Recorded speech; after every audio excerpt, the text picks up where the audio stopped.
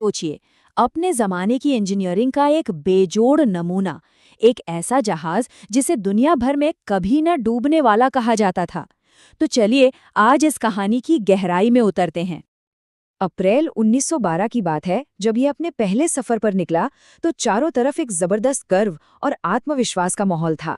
ये सिर्फ एक जहाज नहीं था, बल्कि ये तो इंसान की काबिलियत और प्रकृति पर उसकी जीत का एक जीता जागता प्रतीक माना जा रहा था।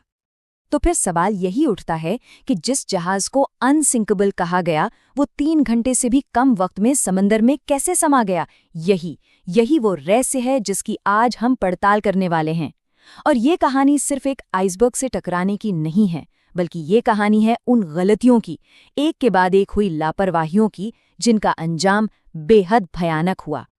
तो चलिए अपनी जांच शुरू करते हैं पहले सुराग से, और ये सुराग है इंसानी गलती। सोचने वाली बात है कि कैसे जरूरी चेतावनियां उन लोगों तक पहुंची ही नहीं जिनके लिए ये सबसे अहम थी। तो बात है 14 अप्रैल की रात की। टाइटैनिक के रास्ते में बर्फ के बड़े बड़े पहाड़ तैर रहे थे और इसकी वार्निंग्स वायरलेस पर लगातार आ रही थी। लेकिन उस जमाने में वायरलेस एक नई तकनीक थी। उससे सुरक्षा से ज्यादा अमीर यात्रियों के पर्सनल मैसेज भेजने का जरिया समझा जाता था, और टाइटैनिक के ऑपरेटर्स इसी काम में पूरी तरह डूबे हुए थे। और तभी पास के एक जहाज SS कैलिफोर्नियन से एक और चेतावनी भेजने की कोशिश की गई। लेकिन टाइटैनिक के सीनियर ऑपरेटर जैक फिलिप्स का जवाब क्या था? चुप रहो, मैं बिजी हूं, मैं केप रेस पर काम कर रहा हूं। बस, ये एक तीखा सा जवाब, और शायद इसी ने सब कुछ बदल कर रख दिया। तो फिर हुआ क्या? नतीजा ये हुआ कि चेतावनियों का ढेर लगता रहा, लेकिन उनमें से एक भी ब्रिज पर मौजूद कैप्टन तक नहीं पहुंची। और बेचारा कैलिफोर्नियन का ऑपरेटर, उसे जब ऐसी झिड़की मिली तो उसने अपना वायरलेस सेट बंद किया और सोने चला गया। और विडंबना देखिए, उस वक्त उसका जहाज बर्फ में फंसा हुआ था, टाइटैनिक से बस कुछ ही मील दूर। चलिए अब इंसानी गलती से आगे बढ़ते हैं और देखते हैं फिजिकल एविडेंस को। मतलब जिस चीज से टाइटैनिक बना था, उस मटेरियल में आखिर क्या गड़बड़ थी। यहाँ एक छोटा सा साइंटिफिक कॉन्सेप्ट समझना जरूरी है। इसे कहते हैं डक्टाइल टू ब्रिटल ट्रांजिशन। आसान भाषा में, हर मेटल का एक ऐसा टेम्परेचर होता है जिसके नीचे वो लचीला नहीं रहता, बल्कि शीशे की तरह, कांच की तरह टूट जाता है, चटक जाता है। और 1912 में जहाज बनाने वालों को इसके बारे में ज्यादा पता नहीं था, और यही बनी टाइटैनिक की सबसे बड़ी कमजोरी।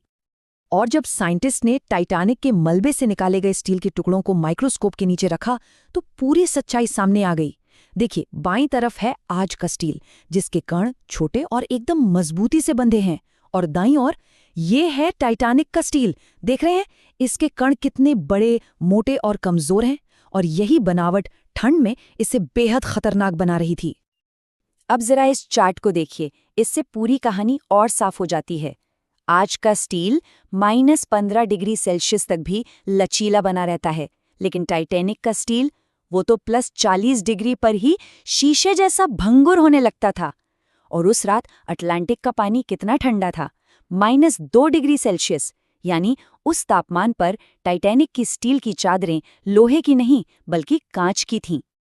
इसका मतलब साफ है, जब आइसबर्ग ने जहाज को छुआ तो उसका स्टील का पतवार मुड़ा नहीं, वो चटक गया, दरारें खुल गईं और बर्फीला पानी तेजी से अंदर भरने लगा। लेकिन कहानी यहाँ खत्म नहीं होती। अगला सुराग बताता है कि सिर्फ स्टील की प्लेट्स में ही प्रॉब्लम नहीं थी, बल्कि उन प्लेट्स को जोड़ने वाली चीज ने भी धोखा दे दिया। इस जहाज में कितने रिविट्स का इस्तेमाल हुआ था? तकरीबन 30 लाख। जी हाँ, 30 लाख रिविट्स। ये छोटी छोटी कीलें ही थीं जो स्टील की विशाल प्लेटों को एक साथ जोड़कर रखती थीं। लेकिन जब इन रिविट्स की जांच हुई तो पता चला कि इनमें स्लैग यानी मेटल की गंदगी बहुत ज्यादा थी। सोचकर देखिए, कुछ रिविट्स में तो तय सीमा से 3 गुना ज्यादा। और ये गंदगी रिविट्स को अंदर से कमजोर बना रही थी, इतना कमजोर कि वो जरा से दबाव में ही टूट सकते थे। और ये सिर्फ कोई थ्योरी नहीं है, इसका सबूत भी है। ये तस्वीर देखिए, टाइटैनिक की सिस्टर शिप RMS ओलंपिक की। एक टक्कर के बाद इसकी बॉडी में रिविट्स की जगह सिर्फ खाली छेद बचे थे। मतलब रिविट्स टूटे नहीं, बल्कि प्रेशर से पूरे के पूरे उखड़ गए। और एक्सपर्ट्स मानते हैं कि टाइटैनिक के साथ भी बिल्कुल यही हुआ था। तो इसका मतलब क्या हुआ?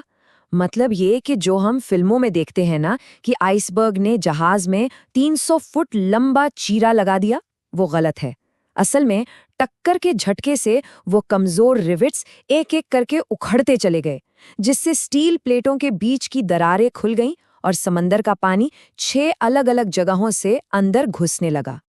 तो अब देखते हैं कि इन भयानक गलतियों के सिलसिले ने समंदरी सफर की सुरक्षा को हमेशा के लिए कैसे बदल दिया। इस हादसे ने पूरी दुनिया को हिलाकर रख दिया और इसी के बाद बना international convention for the safety of life at sea, यानी सोलास। आज जो जहाज़ों पर सबके लिए लाइफ बोट होना, रेगुलर सेफ्टी ड्रिल होना और 24 घंटे रेडियो निगरानी रखना जरूरी है, उसके पीछे टाइटैनिक से सीखा गया वही कड़वा सबक है। 1500 से ज्यादा जानें किसी एक गलती की वजह से नहीं गईं। ये एक डेडली कॉकटेल था, नजरअंदाज की गई चेतावनियों का, घटिया मटेरियल का और टेक्नोलॉजी पर अंधे भरोसे का। एक ऐसी त्रासदी जिसे रोका जा सकता था। टाइटैनिक की कहानी आज भी हमें सोचने पर मजबूर करती है। हम अपनी टेक्नोलॉजी पर कितना भरोसा करते हैं?